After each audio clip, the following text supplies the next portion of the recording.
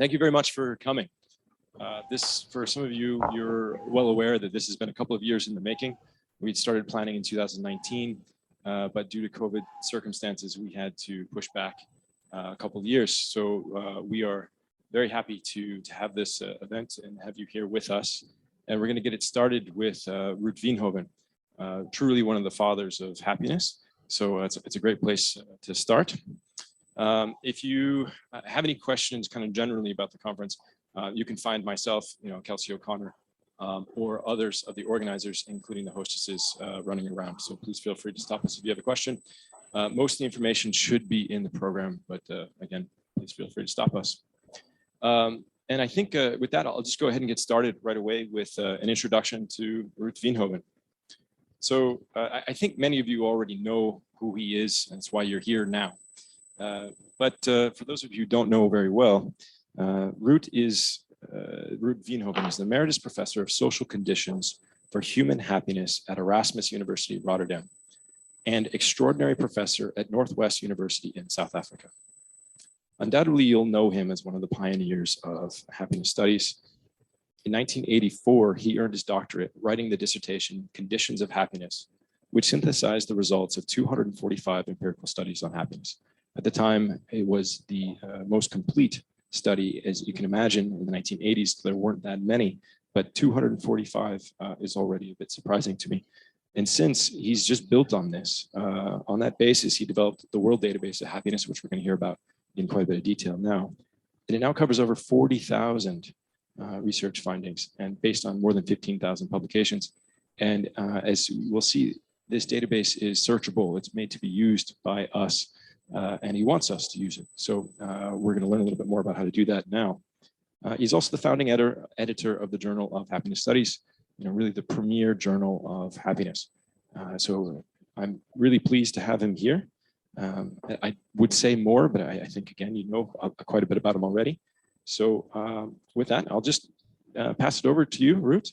Okay. Please get us started. Thank you. Yeah. Well, greetings from Rotterdam.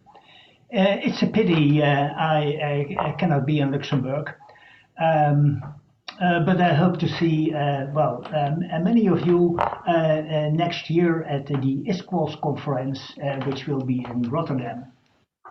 Well, as Kelsey announced, it's about the World Database of Happiness. Well, my love baby.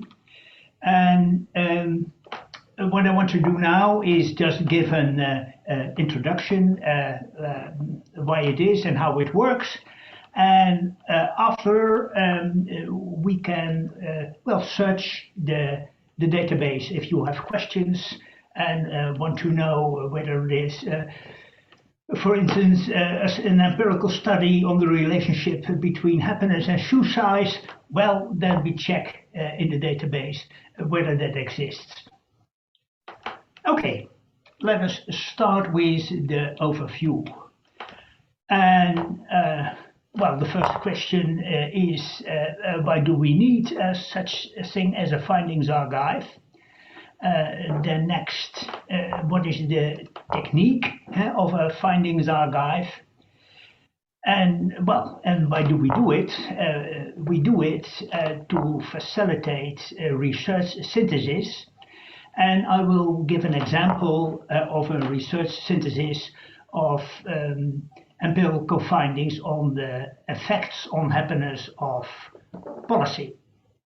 And I end with a call of cooperation.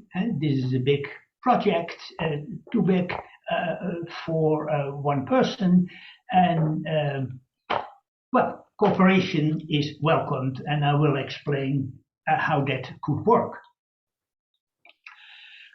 Okay, why do we need something like a finding archive? Well, one reason is that we get so many data that we can hardly overview that, and that as a result, there's more research, but a less real accumulation of knowledge. And we are here to accumulate knowledge. Going more into the swelling data deluge, Here you see a picture of the rise of scientific output, and every year there's more papers. This is for say all science. If we take a closer look at happiness, there you see that the number of publications on happiness is rising exponentially. Oops. When I entered the field in '68 as a student, by that time it was not too difficult to get a view on the publications on happiness because there were not so many. But then you see it starts rising. Actually, in the 1970s, then social indicators research came up, and you see a rise, and after 2000, then positive psychology came to life, and happiness economics, and the number starts rising. I think this year there will be about 1,000 publications, scientific publications on happiness. And you may wonder why this drops. We lag a bit behind in entering these all in the bibliography of happiness. But there are many. And even for a specialist, it's difficult to read 1,000 publications a year, and in particular to read all the publications that have been published in previous years. So that is one problem, and the other problem is that even if you look at the studies and the publications, then you get lost in conceptual confusion. And because there is not one agreed word for happiness, some call it life satisfaction, some call it subjective well-being. But now that happiness has become academically acceptable, there's a tendency to call other things also happiness. For instance, self-respect and what is called eudaimonic happiness, which is actually positive mental health. So even if you would be able to read all these publications, you would get lost in the conceptual confusion. And if you even master that, then you get lost in incomparable presentation of the findings, because there are different technical terms used, and there are different statistics, and it's very difficult for that reason to get a view on what we know and where the progress is. These are the problems, and here is the solution, a findings archive. To my knowledge, this is a new technique. And this technique was developed to chart the research findings on happiness, but it can also be applied to other subjects. Let's now take a closer look. What is this? Why is this? Specify its conceptual focus, and then elements, the collections it involves, and the reports that are made from it. But first, what is a finding archive? Well, it's not a bibliography, it's not a collection of publications, but it includes one. And it's neither a data archive such as we know for primary data. No, it is a collection of processed data, and I call processed data findings. And there are distributional findings, such as the means and standard deviations, and there are correlational findings, such as regression coefficients or differences in means. Well, that's what the finding archive includes. Well, and why do we have a finding archive? Well, the reason is to prepare for research synthesis and bringing together the results of different findings. And then in this case, a research finding on happiness defined as life satisfaction. I go in more detail on that later, and based on acceptable measures of that concept. Well, if you have then gathered these findings, then the trick is to present these in a comparable way, using the same terminology, and also the technical terminology, for instance, the definition of what is a survey, present as in a uniform format, so that it's easily to compare. And as far as possible, when there are means, for instance, present these on the same scale so that results of different studies can really be compared, and present full detail about measurement and statistics to interpret possible differences you see. Is that in the measurement or in the statistic, or is it in the reality? Well, that is presented on what I call a finding page. Yeah, it looks a bit like a paper page, but it's on it's electronic.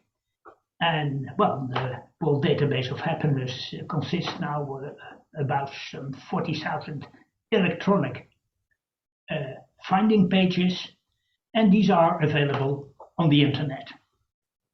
And so not a resource book for which you should go to the library. No, it's electronic, it's on the internet, and you can search it with the new electronic search techniques. Well, here you see a picture which presents how we work.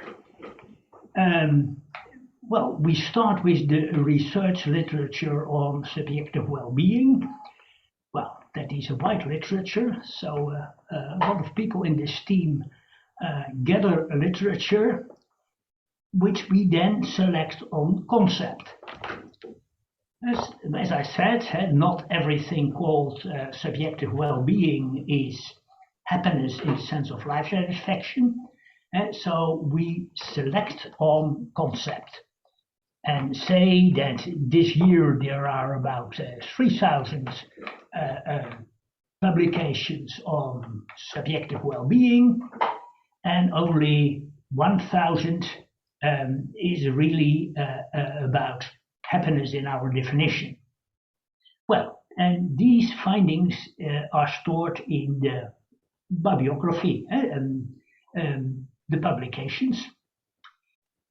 And from these publications, we next select the publications that report an empirical study. Say of the 1,000 publications that appear this year, say, well, 800 report an empirical study. And from these empirical studies, we select also the ones that use a valid measure of happiness. Let's say there were 800 empirical studies. Well, I think that about half of them used a valid measure of happiness. So that leaves us this year with 400 studies. And from these studies, we extract the research findings and describe these on an electronic finding page. And there are pages about how happy people are, and we call that distributional findings. And you see we have some, 23,000. And there are also studies on what goes together with happiness, and that are the correlational findings. Now some more detail about the conceptual focus, because that is quite important, that you don't gather everything called happiness. No, that you collect everything that fits a definition of happiness. Well, and some of you may know my distinction between 4 qualities of life. And when considering the good life, there is chances for a good life in your environment. That is the livability of your environment. And there's also chances in yourself for leading a good life. That is your livability. And there are outcomes of your life. And for the environment, that is the usefulness of your life. And there's also outcomes for yourself, and that is your satisfaction with life. Well, when speaking about happiness, I focus on satisfaction with life. And I don't include notions of livability, for instance, how rich the country is. No, I consider that as a determinant of satisfaction. Okay, the focus is on satisfaction, but then the question is, what satisfaction precisely? Well, and there is passing satisfaction, enduring satisfaction, and satisfaction with parts of life and with life as a whole. And partial satisfaction, passing satisfaction, I call that a pleasure, such as a good drink. Well, this database is not about the good drinks. There's also enduring satisfactions with parts of life, which we know as domain satisfactions. But we don't deal with domain satisfactions. No, we deal with life satisfaction, satisfaction with life as a whole. And that must be distinguished from, passing experience of satisfaction with your life as a whole, which psychologists call a top experience. Say that you are high for a moment. That is not the same as life satisfaction. Actually, you can be satisfied with your life even when you get out of bed in the morning in a bad mood. Life satisfaction is enduring satisfaction with life as a whole. And I think that is the subject we aim at also in social policy. A few words about the structure of the database. Actually, you have already seen we have a bibliography where all the publications are gathered. Then we have a collection of valid measures of happiness. Even though happiness is defined pretty strictly, it appears that you can measure that concept in different ways. And there is a collection of distributional findings, and there is a collection of correlational findings. And the collection of distributional findings, how happy people are. Well, we have a collection of happiness in places, and in particular in nations, which I will show later. And we also have a collection of happiness in publics. For instance, in young people, in working people, happiness in academics, happiness in mental patients, a lot of different publics. And well, yeah, here you see it. So the first collection, that is the bibliography. And in the selection on valid measurement, well, that means that the measure used is on our list of acceptable measures.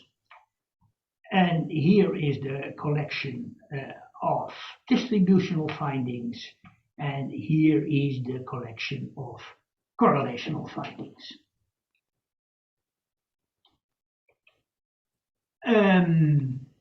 So this database, well, consists of some 40,000 finding pages, and from this source and all these pages, reports are generated, and these are combinations of findings and automatically generated. And to give you an example, we have the nation reports. I click here, and now we go to the database.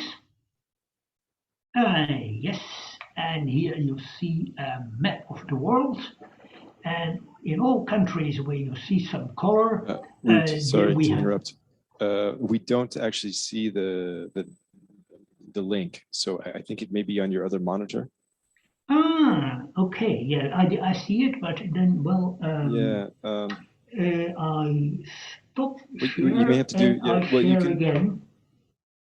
Yeah, you could do that.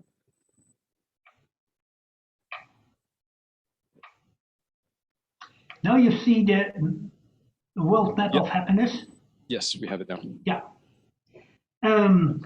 Well, what you see here is the darker the color, the happier the people.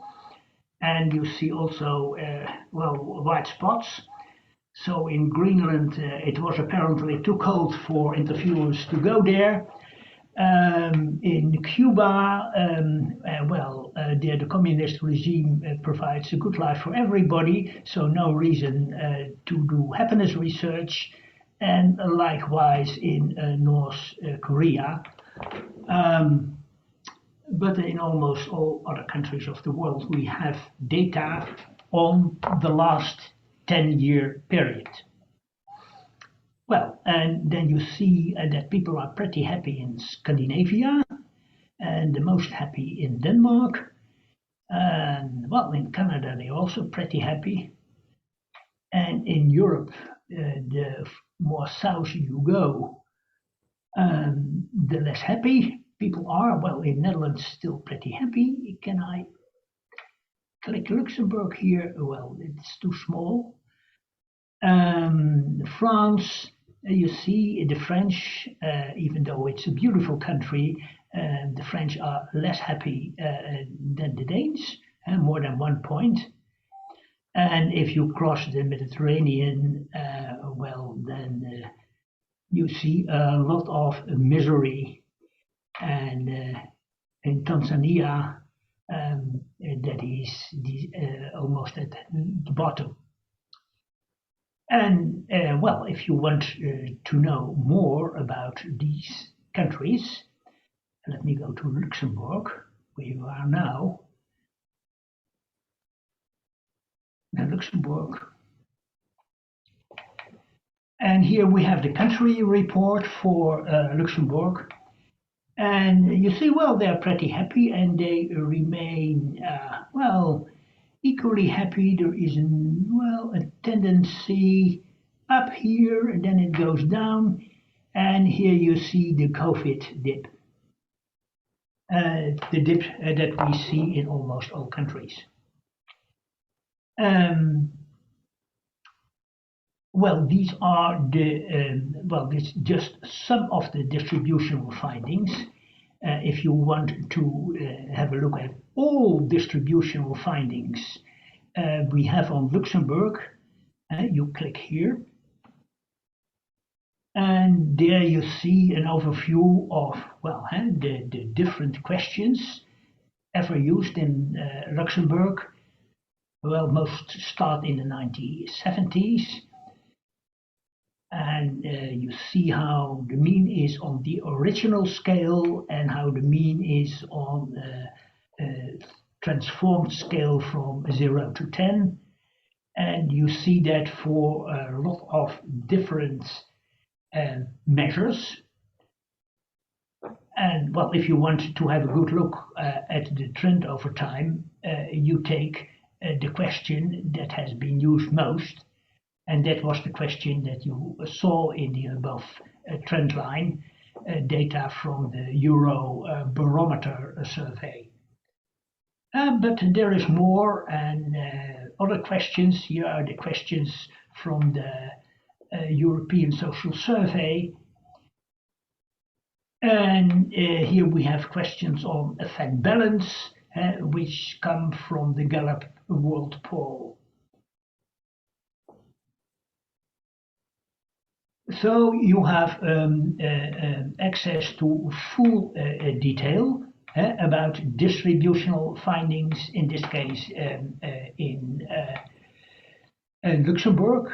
And there's also an overview of the correlational findings in Luxembourg.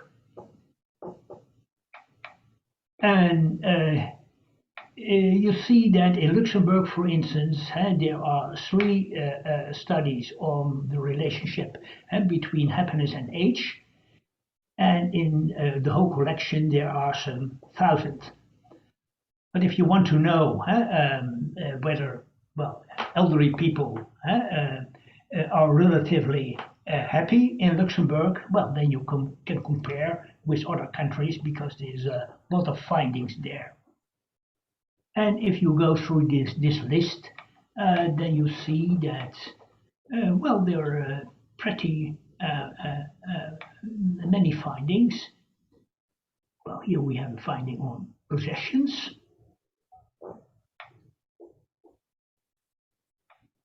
And no, this was not on possessions, but anyway, this is on achievement motivation. And here you see a finding page. Click here. And well, you see that was a study among secondary school students in Luxembourg. And well, here are statements on how ambitious they are. And you see here that there is a tendency of ambitious kids to be happier. The difference is not very great, but still it's there, and it appears to be unaffected by the students' socioeconomic status. And this is just an example of the 40,000 finding pages.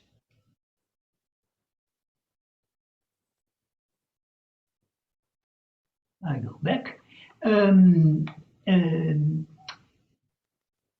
Well, this is about the nation, but you can also compare in what the position is in the rank of nations.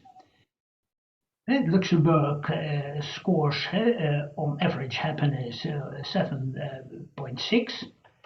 Is that good or bad? Well, then you compare with other countries. And well, here we have the ranked list of happiness in nations. In this case, it is sorted on the highest score. Well, I can also sort it on the lowest. What is the most miserable country? Well, that is Tanzania. And I can also sort it on alphabetically on nation, and then we can have a look where is Luxembourg. Yes, and here we have Luxembourg with 7.6. And if I click here, I get back to the finding page of Luxembourg. Okay, and now I go back to my presentation. So I stop share to share this, and I share. Yes, I share my presentation. No, I share this one. Yes. Okay, well, we have already seen the rank reports. You saw the rank report on average happiness, and we also have rank reports on inequality in happiness, where we don't use the mean, but the standard deviation. Okay.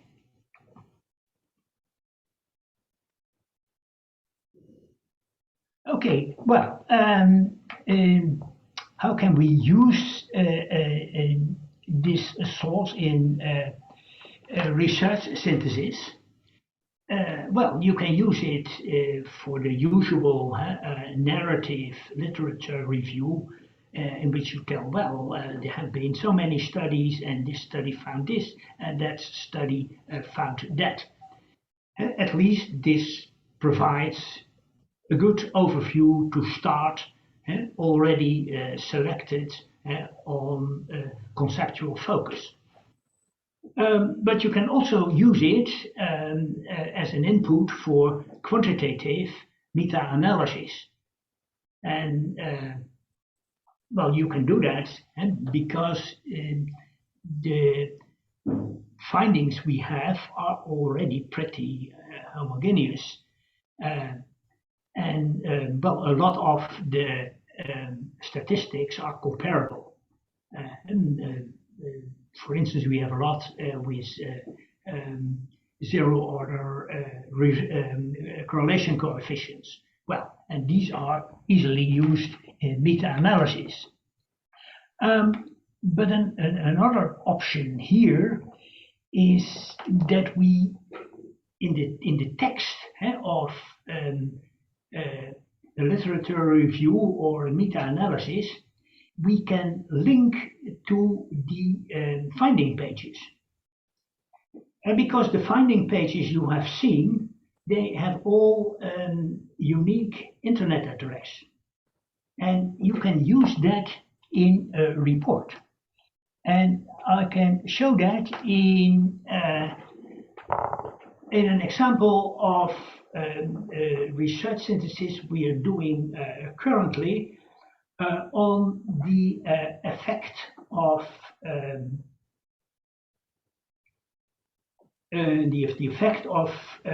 well, policy interventions on happiness. And on this slide, you see the results of 6 studies with respect to the effects of family support policies. And what you see here is in the first line, several studies assess the effect of childcare subsidy. And interestingly, most of the effects on happiness are negative. One example is a study in Britain among single mothers, and well, they wanted that these single mothers earn more money, and so they got subsidy to bring their child to childcare and a lot of other things. And in the beginning, these mothers were a bit happier, but 5 years later, they appeared to have become less happy. They had better incomes, but they had become more stressed. And several studies see that. And well, in this case, if I click here, I go to description of that study. And then I think I have to stop share again and share what you will see. Yeah, let me do that now. So I click here. Usually in a text, you jump right away to the World Database of Happiness. But if I'm right, you don't see anything now. Yep, is it? You're right. Yeah, Yep. Okay, then I stop share and then I share again. And then what? Yes, then this is what you should see. Here you have, one of these 40,000 finding pages. And actually, this was an experiment. They were randomly assigned to an experimental conditions and control. And in the context of this program, the single mothers got job coaching, they got financial incentives, among other things, childcare and training opportunities. And yes, in the beginning, they became slightly more happy and not very much. And at a 5-year period, they became decisively less happy, minus 0.8. And if it's good, you should be able to see a picture, but that doesn't work here. Okay, I stop share this. I shared the screen with the presentation again.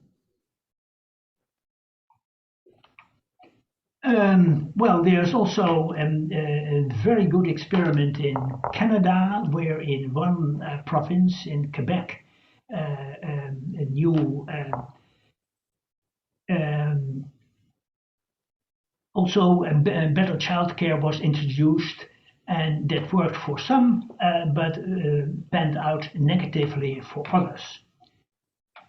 The flex work hours for parents, yes, that works for males and females, and paid sick leave for mothers, yes, that works for mothers, but no significant effect for fathers. Well, this is just one example. Let me go to the next slide. This is an example of tobacco tax. So this is a health policy, and yes, that raises the happiness of people who are prone to smoke, but is slightly negatively related to the happiness of all others. While compulsory health insurance appears in a longitudinal perspective to be beneficial for all. And likewise, there are studies, experimental studies on the reduction of overwork, which pan out positively for most people, but as you will see, there are also minuses, that few policy interventions benefit everybody. And there are some people who benefit, there are some people who lose.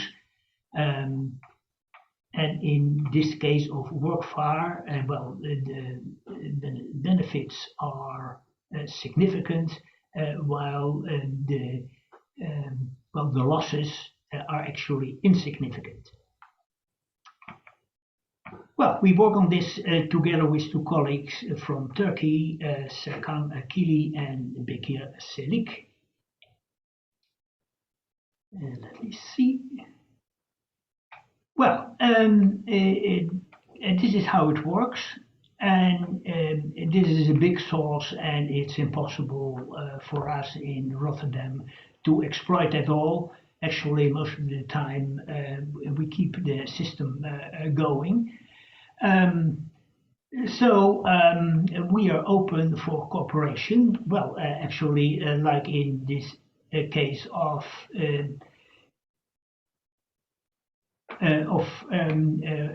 policy interventions that we do together with colleagues from Turkey. We have also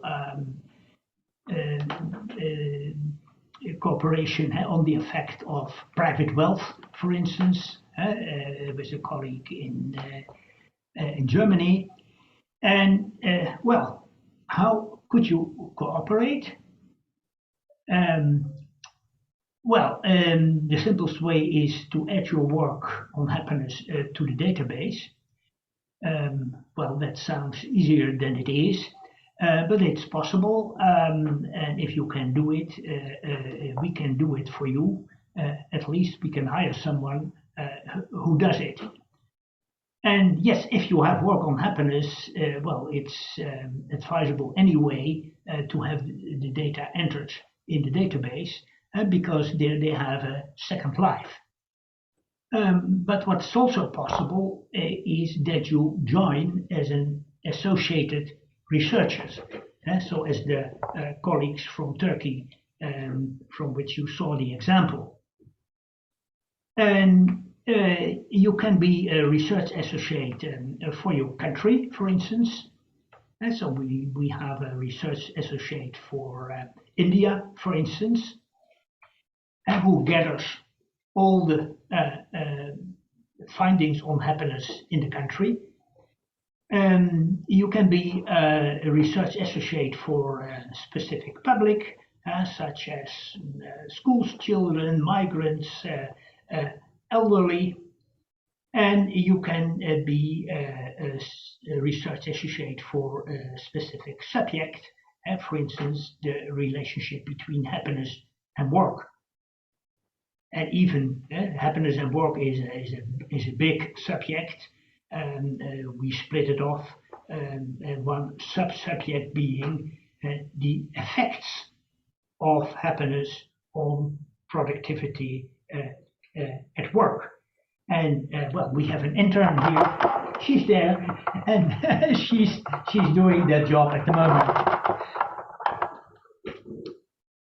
Okay. Well, and suppose you are associated researcher for your country. Well, then you gather all the research on happiness in your country, and it is particularly useful for countries where English is not the common language, and where research results are not easily found. Well, you add these publications to the bibliography. And then, well, if these publications report empirical findings using a valid measure of happiness, you enter the distributional findings and you enter the correlational findings, and these will be visible in the country report. And if you do it on a public, for instance, on migrants, well, we have already a lot of findings on migrants in the database, but you complete that, and then you make a review paper using the technique which I showed that we used in the case of effects of policy. And because the research on the happiness of migrants, well, is growing and is growing. You do that not at one time, but say you do that every 5 years. And then the nice thing is that in each next year, you can build on the collection that you already made. Actually, you complete the finding table. And if you do it on a subject, yeah, similarly, if, for instance, on social support, you complete the collection as it is. And now you enter the results, and again you produce periodical finding reports. And I think, yes, in these subsequent periodical finding reports, there is the real accumulation of knowledge.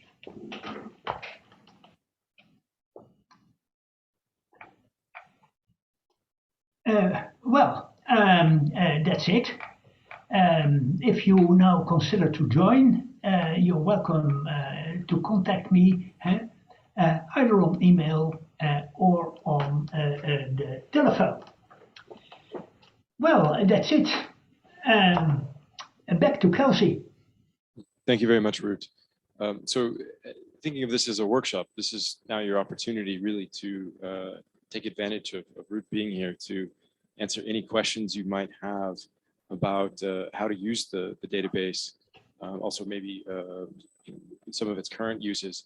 Ruut, maybe just to start us off, you might talk about a paper that's recently been written using this, so a publication. I think there's been, off the top of my head, at least 3 papers. Kelsey, your sound is very low. Yeah, can you hear me better now? Yeah, now I can hear you better, yeah. Okay. What I was asking for the moment is if you could maybe illustrate some of the use of the World Database of Happiness in a publication. So I think you've done it at least 3 publications that are based on this online findings archive. And I don't know if you can show us one. Yes, I can. And then I stop share again. Yep. And then I go to the database.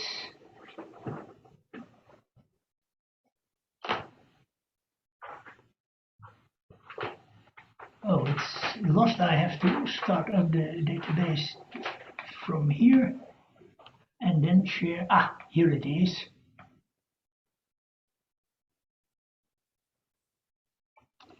Yes, now I have it on my screen and now I can share.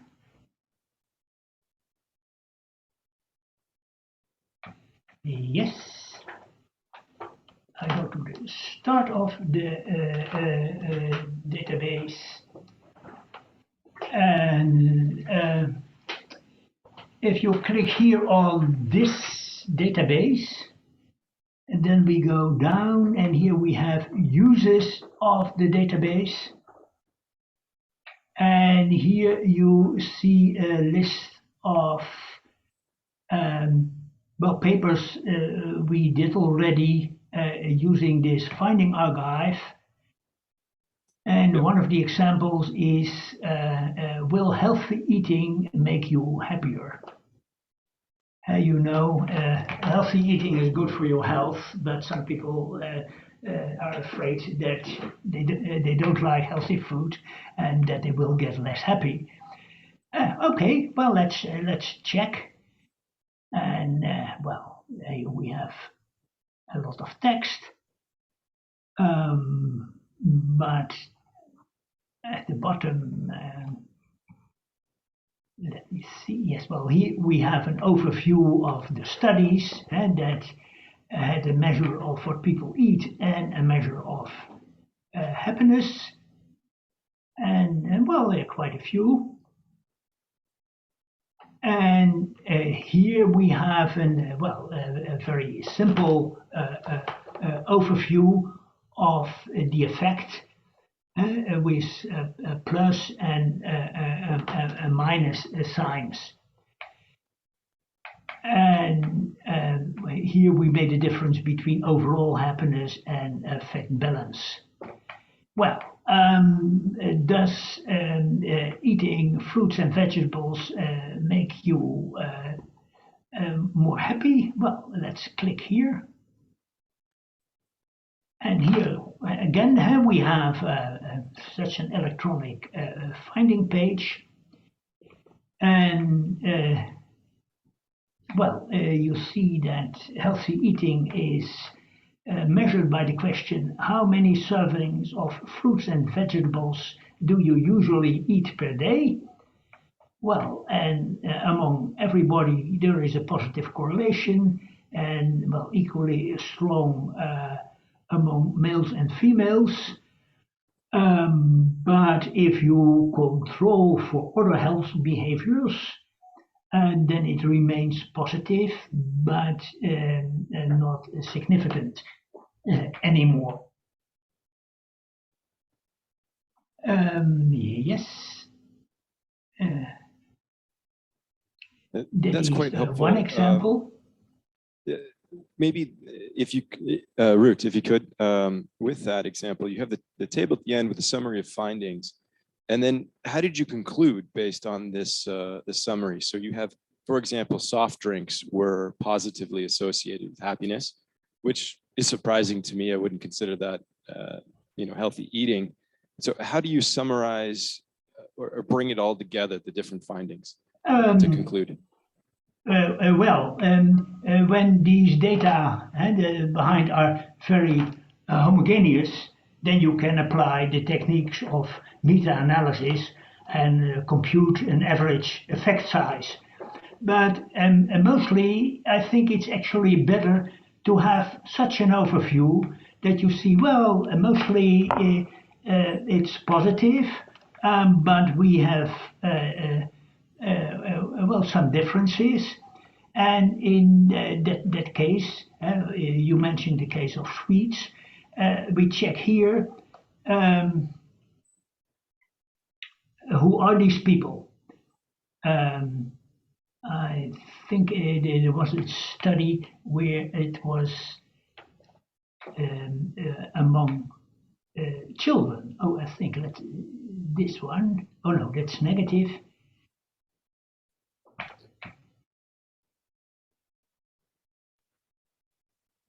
No, this is church attendees. No.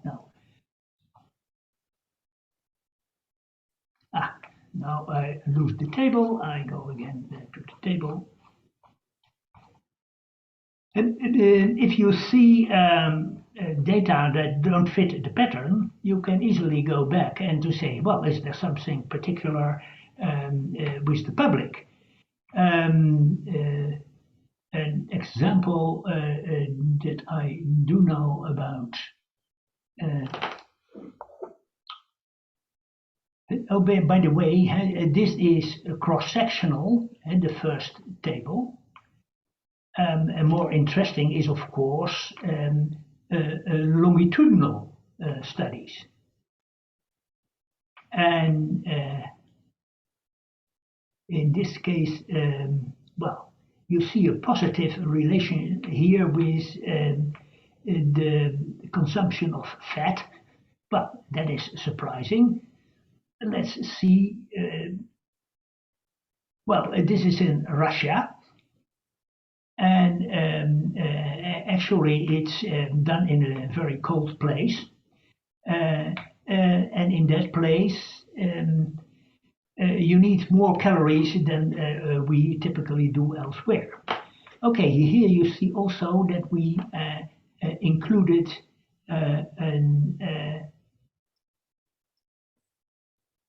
a graph, and a graph often says more than the numbers, and we can also insert that.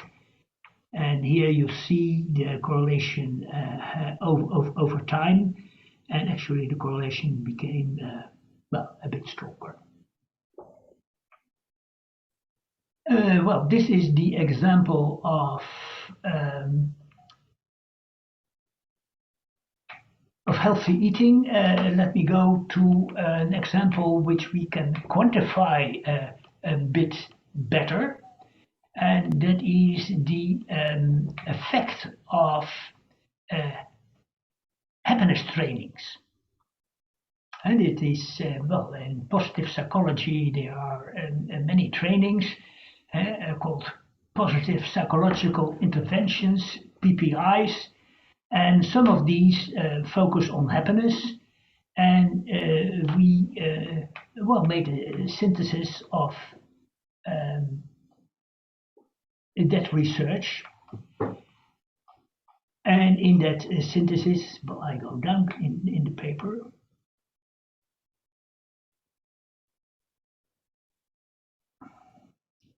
There's a lot of them, a lot of studies, and actually so much that we recently updated this paper. Well, and what kind of trainings are there?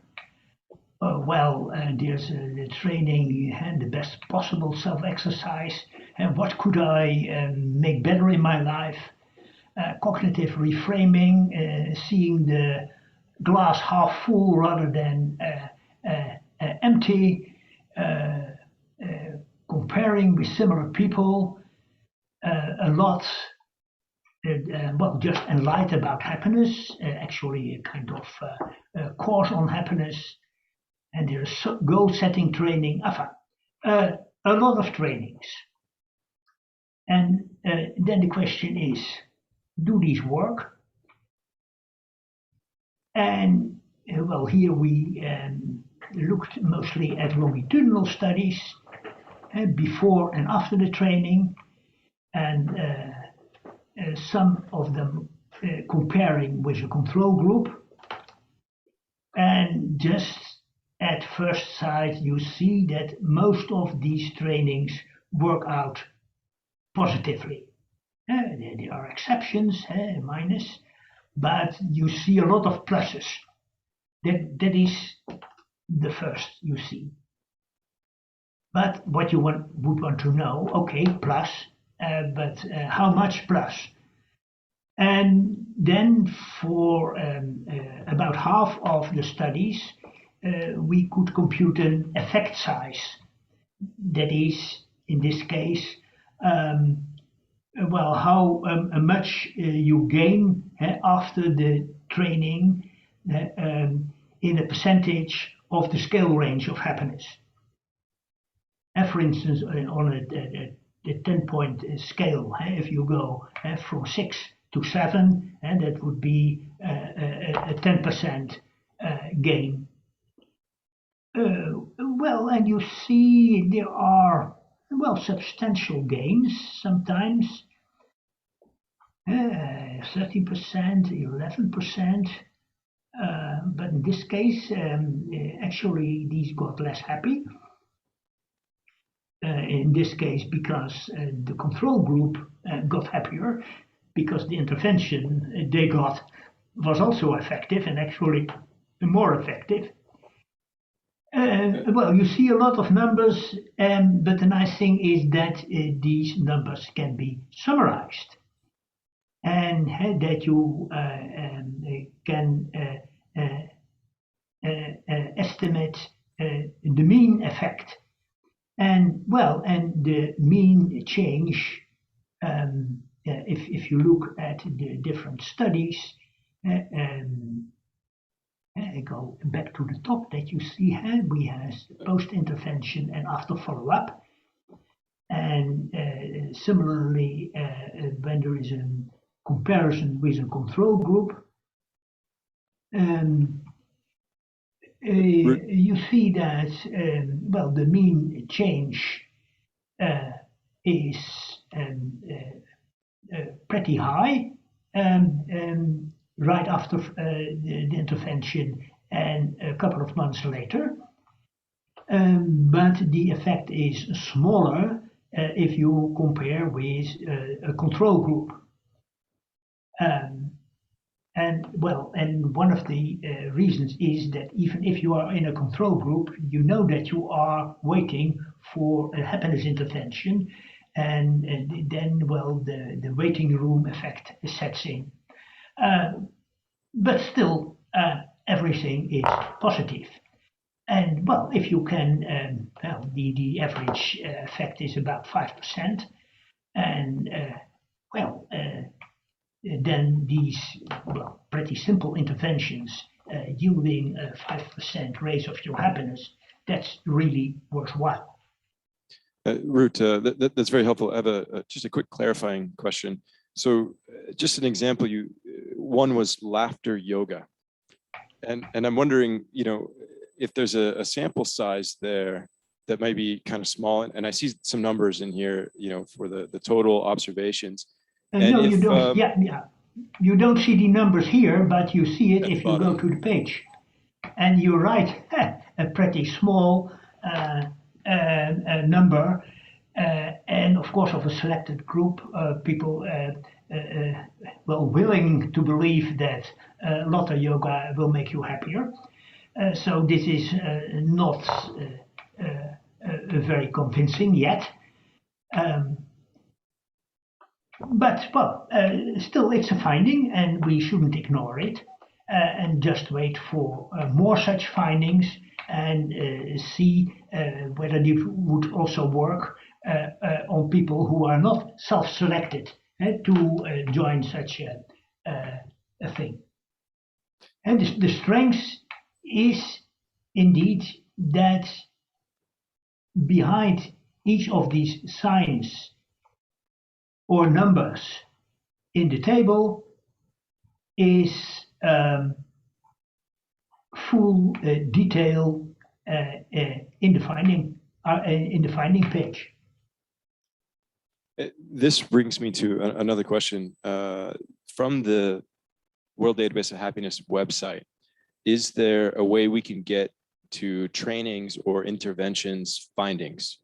So specifically, experimental findings, is that one way to sort the database? Yes, it is. Let me see where.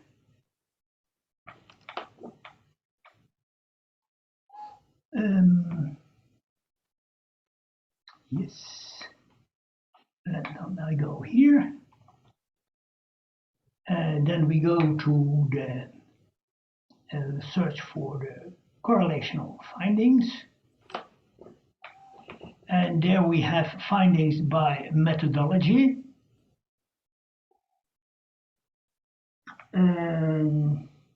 Here we have experimental research.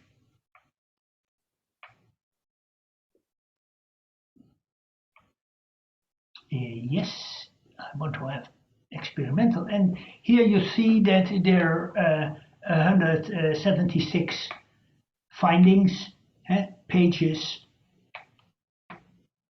And here we see one of these pages that was involved in the study on the effect of happiness trainings. And here we see something about what is it? Let me see. I click here.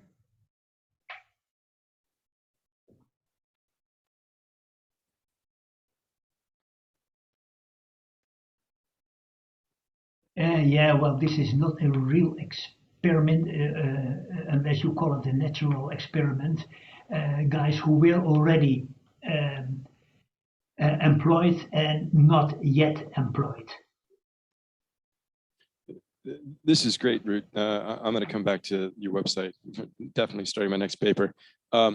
So I also want to just make sure that anybody in the audience, if you have questions, please feel to raise your hand, Nuno. I'll bring the microphone to you.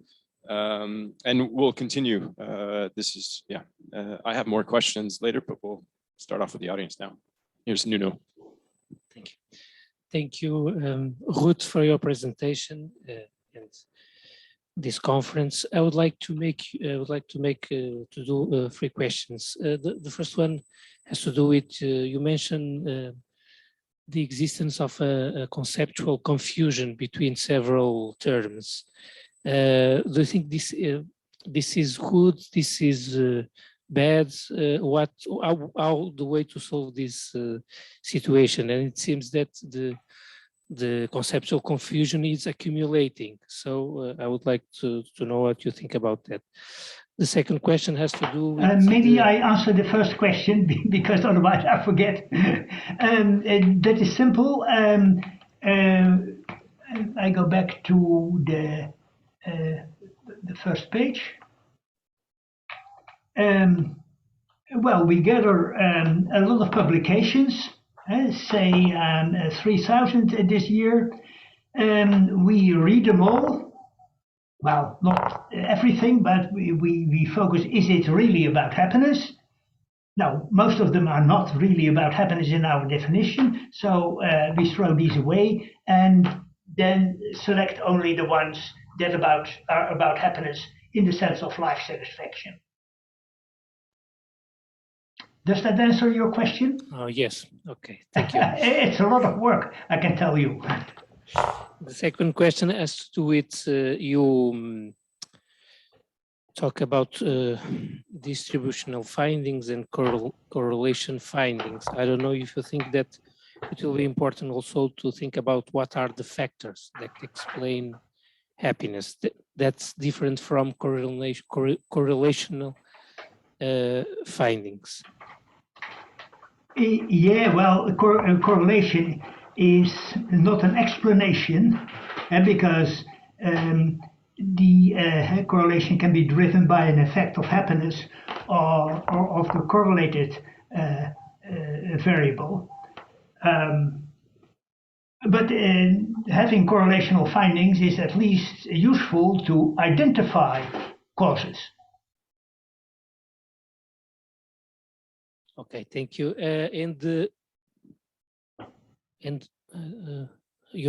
Okay. And the last question has to do with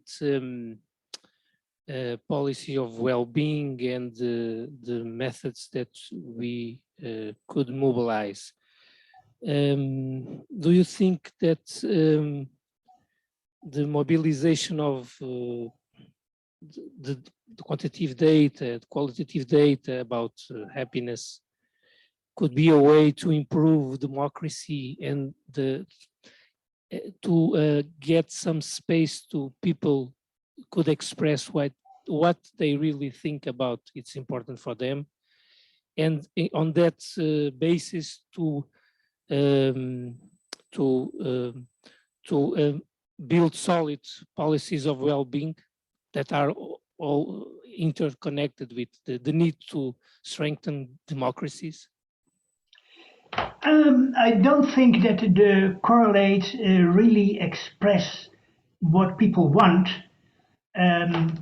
because people don't really know what will make them happy. In this case of the effect of family policies, childcare in particular, on happiness, that is actually an unintended effect. I think that the policymakers thought, well, that's very good. We provide paid childcare, and then these mothers can do what they want, take a job. But yeah, unexpectedly, the mothers became more stressed. And in the case of the study in Canada, there's also evidence that the kids became more stressed. And that is something that the policymakers didn't expect, and a thing that the people themselves, the mothers, didn't expect. But it's something that learns us that we must consider unintended effects. And well, these are made visible in this way. Thank you. Thank you. We have a question from the chat here. Ruut, I don't know if you can see it, but I'll read it aloud. So I think there was a thank you. And this is, I forget the name, sorry I missed that, but 2 questions. So based on the yoga laughter sample size, besides the ability to sort for randomized control trials, does the database account for variations in the quality of evidence?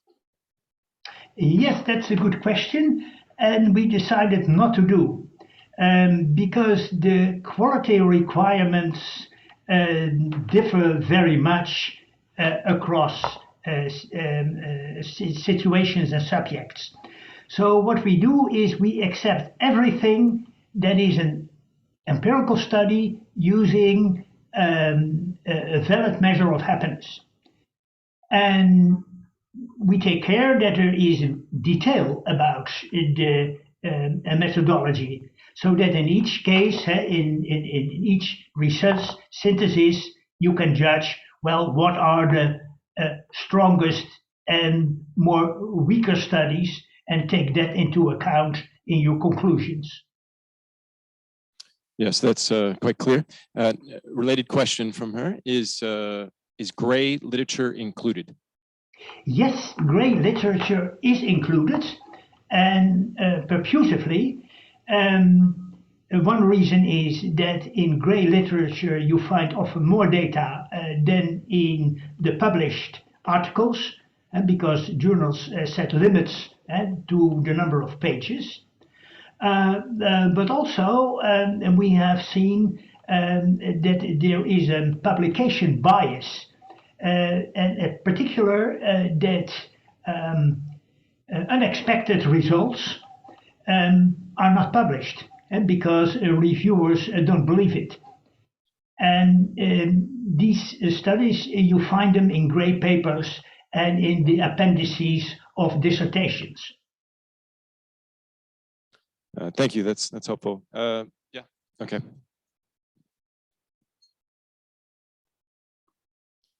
Thank you. So I've got two questions actually. Yeah, we were just a bit confused on what is a grey paper. So that would be the first question. What's a grey paper? And secondly, Ruut, thanks very much for a wonderful presentation. When you presented the rankings of the countries by happiness, from what I could see of that, it didn't align with the World Happiness Report's ranking of happiness or happy countries. So I was wondering what your criteria was for those rankings. Thank you. Yes, well, then we go to the reports, and the reports of happiness in nations. And here we have average happiness. Now, here the question is, what precisely is happiness? And we define happiness as the overall appreciation of one's life as a whole. And that is what we measure in the first place. But we also recognize that in assessing how much you like the life you live, you use actually two sources of information. One is how you feel most of the time, and the other is more cognitive, the extent to which life brings what you want from it. And measures of overall happiness, mood, and what I call contentment are distinguished in the World Database of Happiness. In our in this list, we focus on satisfaction with life, and that is what I also call overall happiness. Whereas the World Happiness Report uses the Cantril ladder, which asks people to rate their life on a ladder of best and worst possible, and that is a more cognitive measure. And actually we have data on those overall happiness, say feeling happiness and thinking happiness, and for each country you can find it. I will show where you can find it. I go back to the reports on happiness, and let me take again Luxembourg as an example. Here we have Luxembourg, and the line you see here is the line of overall happiness as measured in the European, the Eurobarometer, with the question, how satisfied are you with the life you lead? But for Luxembourg, we have also other data. And now I click again here and the whole overview. And then we have questions on overall happiness, coded O, and there are many of them. But there are also questions on affect level, coded A, and there are questions on contentment. And here you see contentment, coded C. And here are the questions that are used in the World Happiness Report. They also have questions on affect balance, but these are less prominent in their report. And the Gallup World Poll, on which they draw, used to have a question on overall life satisfaction, but they stopped using that.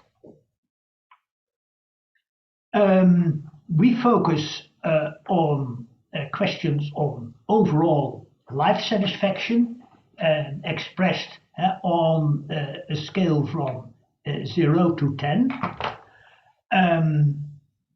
And for countries where no such data is available, we make an estimate on the basis of both the scores on affect and contentment as available from the World Happiness Report. Actually, that is statistically a rather complicated operation, but it allows us to make a ranked list of nations that covers almost whole the world. Ruut, tell me if you agree. Sometimes you see different rankings depending on which measure you use. So the Gallup World Poll rankings are going to be partially based on the tool they use. So this is an implication. And if you think of Latin America, for example, so this is the part, Ruut, I think you can chime in quite clearly on. Latin America, they have more of an affective component. They really score highly on affect and a little bit less on the cognitive component. So you see them score higher in life satisfaction and not quite as high in the Cantrell ladder because there's a little different balance. And so would you agree, Ruut? Yeah. So there is a difference in which aspect of happiness you measure, and also in the precise wording of the questions.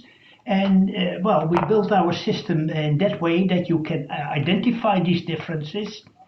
And indeed, in Latin America, you see that the level of happiness is pretty high. Let's see that again on the map. And yes, and that is because these are and the average here in Brazil is 7.43 on life satisfaction, and we know that life satisfaction, overall life satisfaction, depends more on how you feel than how contented you are. And that is the reason why average happiness is so high in Latin America. And in that respect, I think that the focus on the cognitive component in the World Happiness Report is not the best choice you could make. Thanks, Ruut. Again, more questions. I have one for you in the meantime. So there is now a push to monetize some of the results that are observed in various studies, especially if they're coming from experimental ones. Do you think it makes sense to do this and then to use that type of information for policymaking?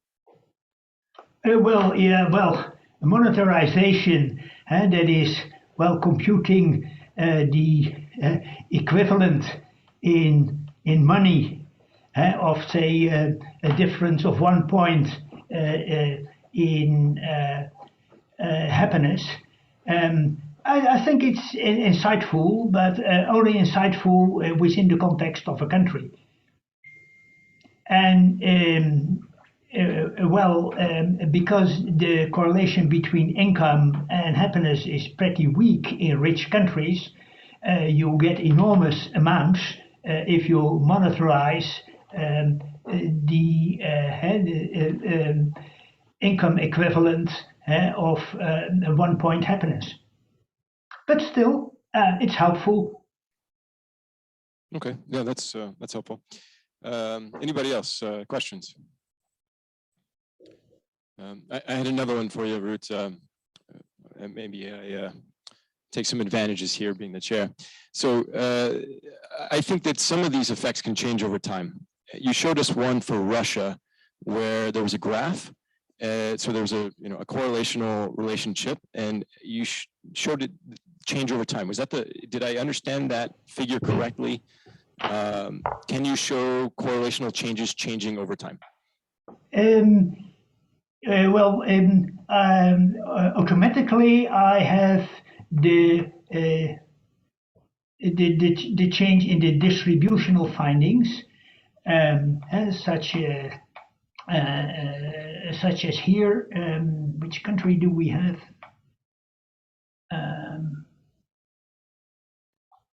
I think it's still Luxembourg. No, you actually, it's Russia. Findings on happiness in Russia, right at the. Okay. Oh yeah. Well, here we have the distributional findings. It's of course also interesting to see, for instance, how the correlation between happiness and income changes over time. Such reports are not yet automatically generated, but in the case of Russia, you can go to the correlational findings, and you go to income,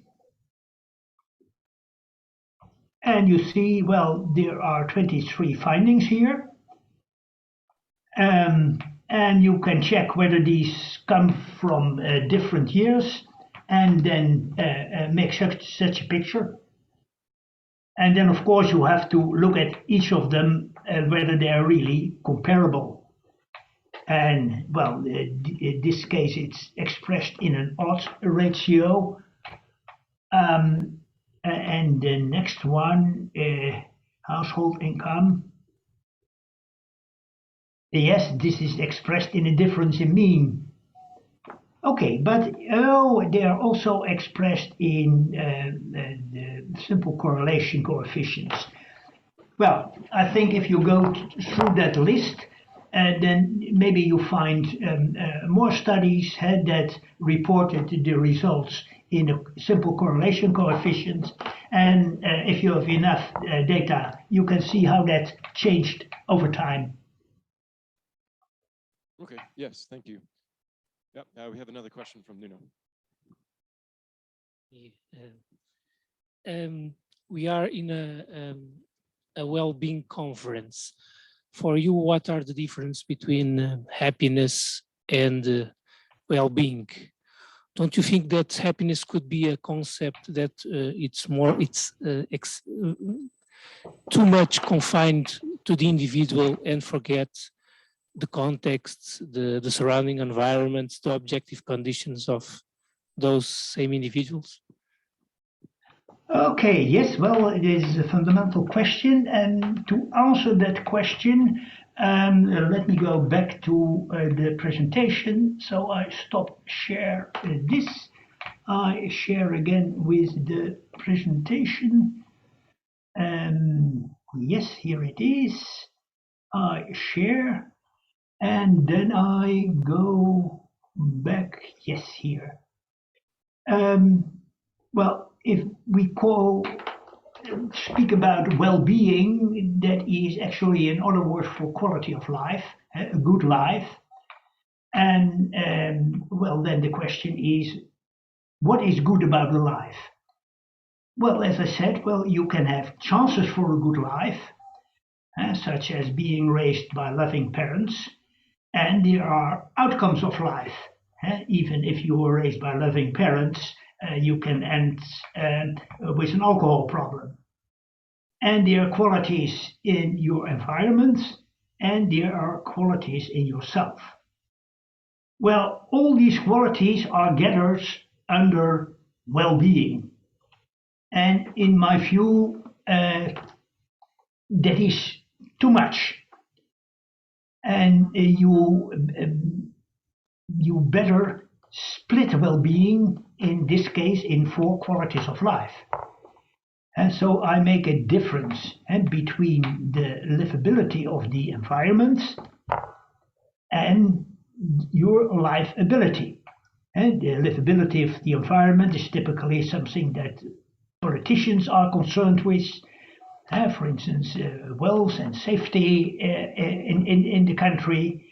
And livability, that is more a question of health and of education. But these are all chances for a good life. And there's a tendency to think that the chance always materializes in an outcome. And so politicians think that, well, if we have more wealth and better livability, then we have more well-being. Whereas educators think, well, if you have more education and you can read Latin texts, well, then you're a better person and you're more well. I think we better also look at the outcomes and in particular to satisfaction. And that is, and when it comes to the chances, I would say, well, that is assumed well-being. And when it comes to the outcomes, I would say that is apparent well-being. And if people are satisfied, then apparently their living conditions are pretty well, or at least that they can cope with that given their life abilities. And so I don't use the concept of well-being at large. I take one aspect, but if we know that people are satisfied with their life, well, that is an indication that apparently their conditions are livable, or that they are able to cope with these conditions. Does that answer your question? He gave me the thumbs up, so yes, that answered the question. I have a philosophical question. I'm not seeing anybody else in the audience, so please feel free to chime in. The philosophical question, though, is, are you optimistic in today's environment, but also keeping in mind the past 30, 40 years, and related, are we as happiness researchers having an impact, let's say, on society at large? Yes, well, the question is not only philosophical, there's also an empirical component. Are we getting more satisfied? If it comes to apparent well-being, and then actually we shouldn't only look at how satisfied we are, but also about how long we live. And now I go back again to the database.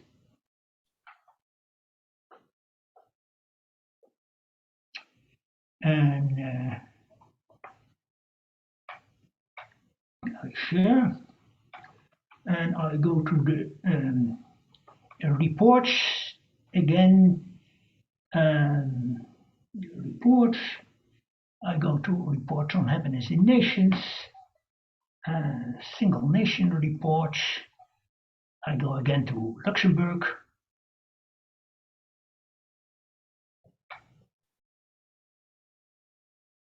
And there we have focused so far on average happiness. Well, and if people become happier, or if they are happy, well, then okay, that is already an indication that the conditions are pretty good.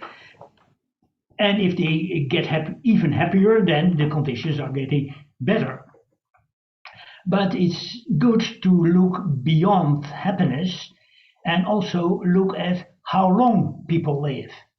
And this, how long you live is also an indication of how well your living conditions are. And we can combine average happiness in nation with average life years in nations, and I call that happy life years. And then we go to Luxembourg again.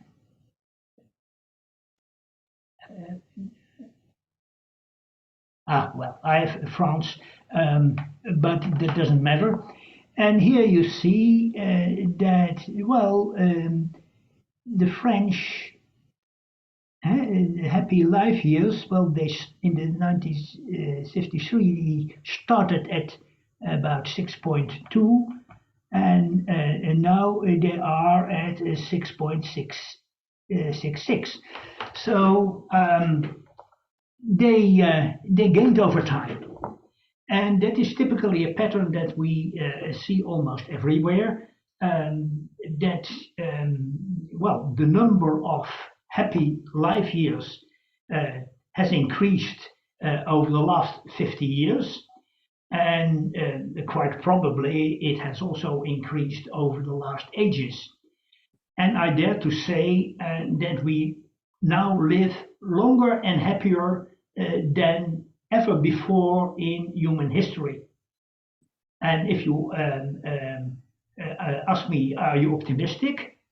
Then I say, well, yes. Well, the data show that we are doing well, which is of course no guarantee that it will always get better.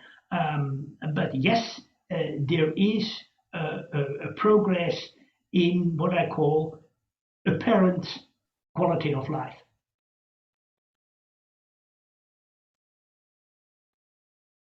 Yes, Professor Veenhoven, thank you very much for the presentation. I am Roger. Probably you remember me from the Encyclopedia on Happiness.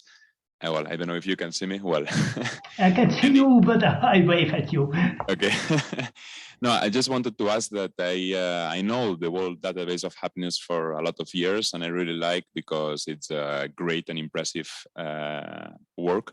But I also would like that maybe it could be useful that we also introduce more qualitative studies, because it's true that we focus a lot on correlational and distributional findings, and now step by step we include more the very necessary evidence with panel data and with experimental evidence to test for causality. But I also think that we need to that we only look always to the quantitative side of the evidence, but to really understand the mechanisms. Especially with all this evidence, it could be good that we also try to build more bridges with the qualitative studies. So do you think that this could be possible to integrate in this database? And why do you think that it's always so difficult that we try to have more multi-methods evidence? Thank you. Yeah, well, I think that there's a value in qualitative studies, but that it's difficult to combine them with the quantitative studies in this database. So qualitative studies are included in the bibliography. And qualitative studies tell what people think that make them happy. And well, that's something good to know. And sometimes what people think that make them happy actually makes them happy. But that's not always the case. And I think that we saw a nice example of the single mothers who joined the program to get to work. Well, they thought that they would get happier, but they did not.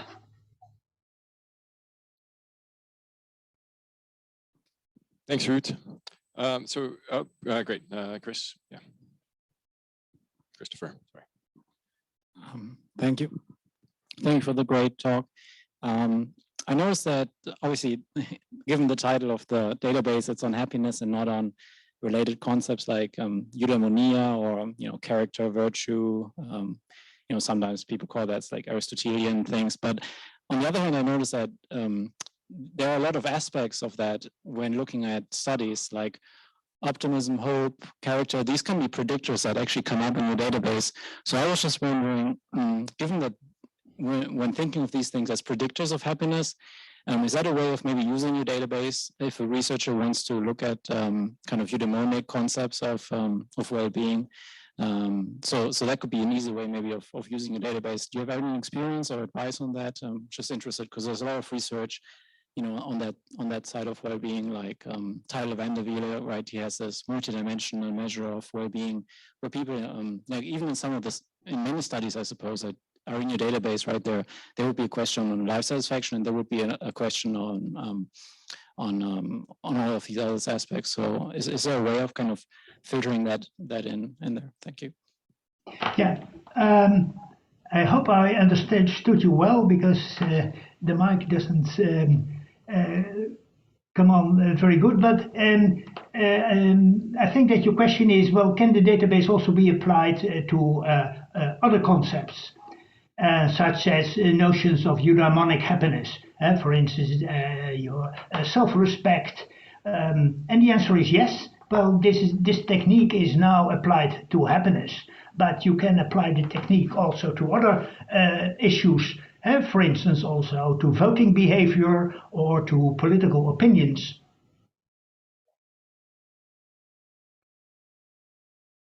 Does that answer your question? He's saying yes with the head. Yes, I mean, I suppose if you wanted to, you could expand upon kind of your conceptual notion, like why the focus on happiness. But I mean, it's not a criticism, because you don't have to do everything in a data focus on happiness. Yeah, well, if I hear you right, and you would apply it on, say, political trust, well, then you should have a clear definition of what is trust. And then you could collect publications on that concept, and from these publications select the reported findings and record it in the same way. And if you want to do that, you can use, well, the infrastructure we built over the years, and you will have free access to the database system behind.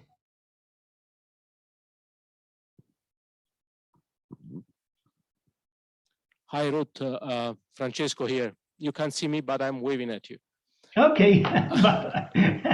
So I am intrigued by your optimism about happy life years, because, if I get it right, happy life years, if we keep happiness constant, happy life years would go up, because life expectancy, even if marginally, is increasing, right? But then if we take another measure, which is healthy life years, that is the number of years that we can expect to live free from chronic diseases, we may get that in several countries, actually this figure is worsening. So I see a kind of a conflict here between an information that we derive on quality of life coming from happy life years and the different signal we get from healthy life years. Any idea of how we could reconcile these two? Thank you. Yeah, well, you have a point. So average, we live longer, and actually we also live longer in good health. But because we live longer, we also live more years with chronic disease. Well, then the question is, if these years in chronic disease, actually, I'm one of them. Are these dissatisfying? Well, if so, if people suffer because they are held above the grave, but suffer their disease, well, then it should be visible in lowering of happiness. And actually, we don't see that. We see that not only that the number of years lived rise, but also the average happiness. And even if we focus on the last stage of life, then we see that elderly persons, say 70 years and over, are pretty happy. yes, they become a bit less happy in the last years before they die, but not really unhappy. It's typically a difference from 8 to 7. So I think that in combining happiness and years of life, we take into account that well, medical technology allows us to live well with chronic diseases.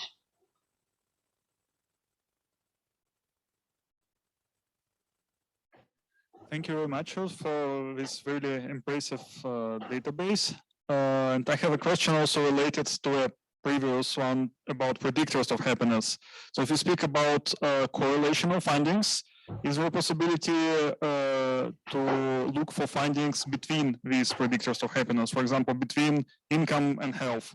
Because I think if we do some kind of policy analysis, using a systems lens, it is also important, from my point of view, to explore these connections, not only between policy X and happiness, but also between these determinants which are in between.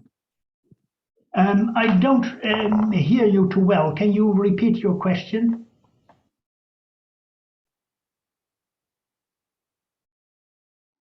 Yeah. Mostly my question is about correlational findings between predictors of happiness. So not between a predictor and happiness itself, but rather between two predictors of happiness, like income, for example, and health. Yeah, well, in that case, you can compare which of these is the most influential. For instance, is health a better predictor of happiness than income? And there are various statistical techniques to show that difference. And typically you will find applications of these techniques in at least some of the finding pages. Okay, thanks. Thanks a lot. Anyone else? Any other questions? Yep. Thanks. 1 second. Hi, can you hear me? Hi, Ruut, thanks for the presentation. I just had a question. You distinguish, if I'm correctly, pleasure from satisfaction. But you give a study on food. When I think about food, I think much more about short-term pleasure. I think about how good it is to eat something, the pleasure from eating, and which is much more instantaneous. In this way, is there not a spectrum between pleasure and long-during satisfaction, you could say? And is this not more complex in this way? Would food not be linked more with short-term pleasure, instantaneous, than long-term satisfaction as happiness? Yes, well, this is the question is, what is the relation between instantaneous pleasure, such as eating or drinking or having sex, and life satisfaction? One question is, if you often have such pleasures, which is typically part of what I would call art of living, are these people happier? Are the hedonists happier? And there are indeed data on that, and they show that this is typically the case. Then another question is, to what extent does happiness, being happy, predispose you to seek enjoyments? Or is it rather that unhappy people seek a refuge in sensoric stimulations? I wouldn't have the answer here right away, but in the database are studies that give an answer to that question. Thanks. Other questions? Yep. Back there. 1 second, Ruut.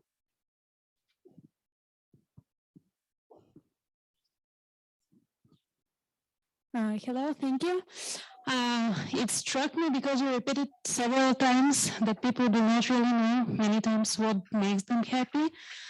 So I was thinking about the link with nudging, like with this idea about libertarian paternalism.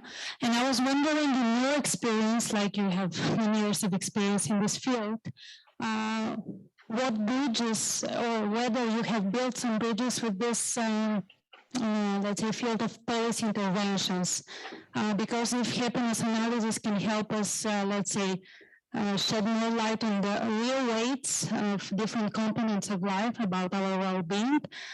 For me, it's interesting, these policy implications, and what is your experience in this? Yes. Well, there's a lot of studies that ask people, what make you happy, quantitative as well as qualitative. And well, it's interesting to know what people think that make them happy. But it's also interesting to see whether that fits with what really makes people happy. And maybe you know the difference that Daniel Kahneman makes between expected utility and experienced utility.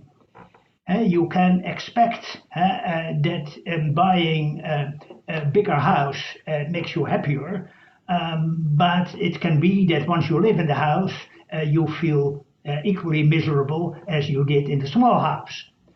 And I think one of the contributions that empirical happiness research can make is to identify these possible differences between what you think that will make you happy and that actually makes you happy. And I think the most important one is having children or not. And most people, especially in the 20s and 30s, think that they will be happier when they get children. And that belief is often strongly strengthened by their mothers who want to become a grandmother. And you say, well, you will really be happy once you raise a family. Well, the data show the reverse, especially under higher educated women like you. These women who get children are typically quite happy before they have. They are still pretty happy when they have children, but they are less happy, and typically they lose 1 point. And we see that if we compare with otherwise comparable married women who remain childless. A part of them deploring that they are childless. In reality, there appears a big cost in having children, both in money and in intimacy of your relationship. And I think that people should know that, and that these data should also be mentioned regularly in ladies' journals, so that people can make more informed decisions. And I think that a lot of people will say, okay, yes, when I have children, that will not make me more happy, but still I think that is the mission in my life. Okay, and then you have made an informed decision. And what we can do with happiness research is provide the information for such decisions. And this was a case of having children. Likewise, there is the case of immigration. Likewise, there is the case of full-time working or not. On all these issues, we can help people, individuals, to make more informed decisions, and as such end up a bit happier. Hi, thank you very much So I really like the map that you showed us about happiness, and I was wondering whether we can include also, it would be possible to include intranational variation of happiness, like at the regional level, for example, because I'm thinking about Italy, for example, where across northern and southern regions, there is a large differences. So I think also it would be interesting to see more local information. So that's my question. Thank you. Yes, well, actually, when you talking about regions, we have associates at the University of Groningen who focus on this. I show you here the list of currently associated researchers. And here is the group of Dimitris Ballas, and here are his co-workers, and they focus on happiness in regions. Yes, and they will also be very interested in Italy. Why are there such big differences in happiness in regions in Italy? Is it in the culture? Is it in the economy? And what can we do about it?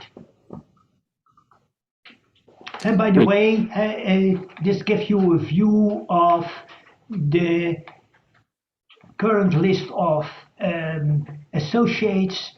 We have an associate for Indonesia. In India, two colleagues are looking on the effects of happiness of social bonds.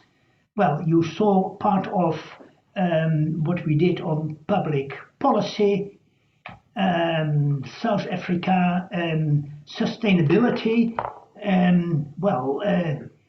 Does that go at the cost of your happiness, or can you be equally happy? Well, here you see a lot of countries and topics. And well, you're most welcome to join on this list. Thanks, Ruut. We're running close to the end here. Last minutes to ask Ruut a question. I might ask you one more, Ruut. What might be your the most interesting finding or surprising finding you've seen, in your experience? Well, one surprise is that we are getting happier. While in the newspapers, gloomy news prevails. And as a sociologist, I wonder, how is that possible?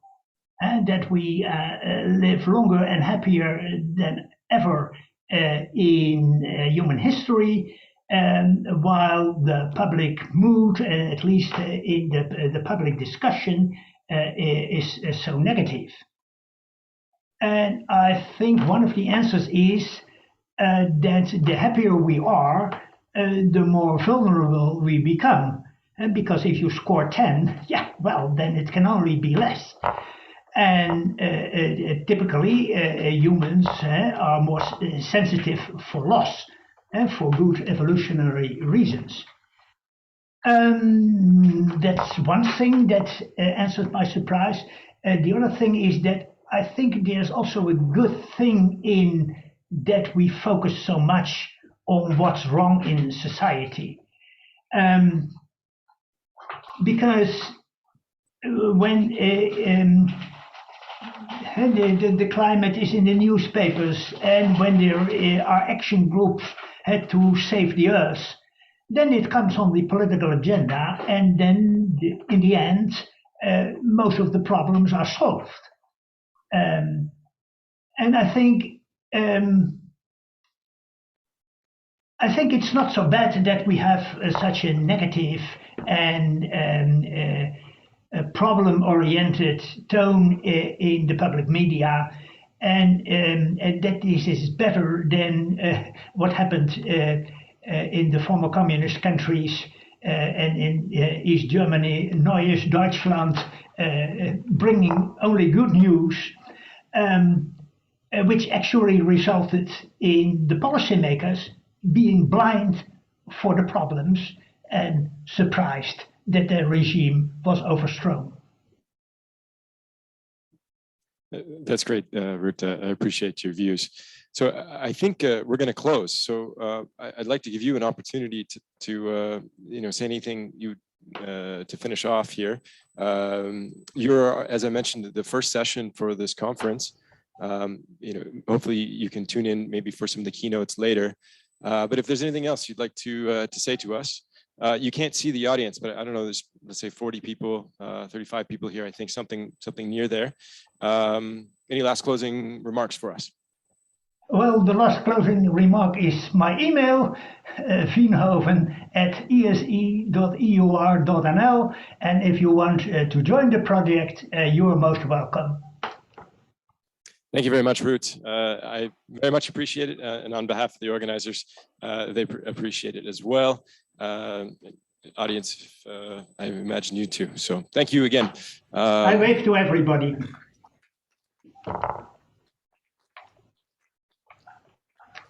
Bye-bye, and thank you for moderating this session.